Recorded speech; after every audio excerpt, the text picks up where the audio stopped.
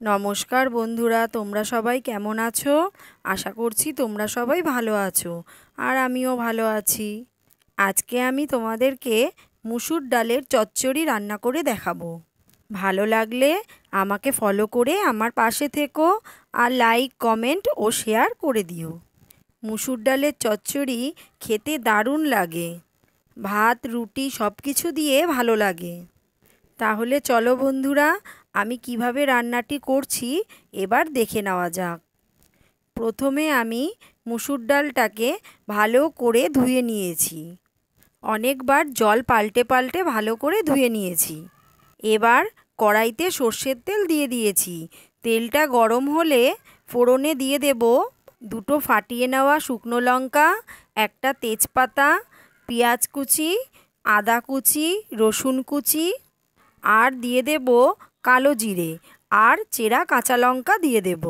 পেঁয়াজটাকে একটু ডুমু ডুমু করে কেটে নেব। আদা আর রসুনটাকে কুচি কুচি করে কাটতে হবে। এবার সব কিছুকে ভালো করে ভেজে নেব। বন্ধুরা, তোমরা এইভাবে একবার মুসুর ডালের চচ্চড়ি রান্না করে খেয়ে দেখো, দারুণ লাগে খেতে। এখন মুসুর ডালটা দিয়ে দেব, আর দিয়ে দেব হলুদ গুঁড়ো, আদা রসুন বাটা আর পরিমাণ মতো লবণ দিয়ে ডালটাকে ভাজা ভাজা করব। ভালো করে নাড়াচাড়া করতে হবে। ডালটাকে একটু ভেজে নিতে হবে সব কিছু মশলা দিয়ে। বন্ধুরা, তোমরা অবশ্যই একবার ট্রাই করে দেখতে পারো। ভাজা হয়ে গেলে এবার আমি দিয়ে দেব পরিমাণ মতো জল। খুব বেশি জল দেব না, অল্প পরিমাণ জল দেব, কারণ এটা কিন্তু পুরো সেদ্ধ হবে না একদম ডালের মতো। এটা একটু ঘন ঘন থাকবে। আমি এই রান্নাটা আমার শাশুড়ি মায়ের থেকে শিখেছি। ভাজা হয়ে গেছে, এবার আমি পরিমাণ মতো জল দিয়ে দিচ্ছি। দিয়ে কিছুক্ষণের জন্য ঢাকা দিয়ে রান্নাটা করে নেব, আর গ্যাসের আঁচটাকে একদম কমিয়ে দেব। কিছুক্ষণ পর ফিরে আসছি।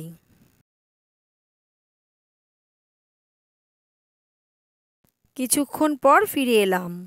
ডালের জলটা পুরো শুকিয়ে গেছে, আর ডালটাও সেদ্ধ হয়ে গেছে। এরকম ঘন ঘন ডালটা হবে। তাহলে আমাদের মুসুর ডালের চচ্চড়ি সম্পূর্ণ রেডি। ভাত, রুটি সব কিছু দিয়ে খেতে খুব দারুণ লাগে। তাহলে বন্ধুরা, তোমাদের কেমন লাগলো আমাকে অবশ্যই কমেন্ট করে জানিও। আর ভালো লাগলে আমাকে ফলো করে আমার পাশে থেকো। লাইক, কমেন্ট ও শেয়ার করে দিও। বন্ধুরা, তোমরা আমার পাশে থাকলে আমি এগিয়ে যেতে পারবো।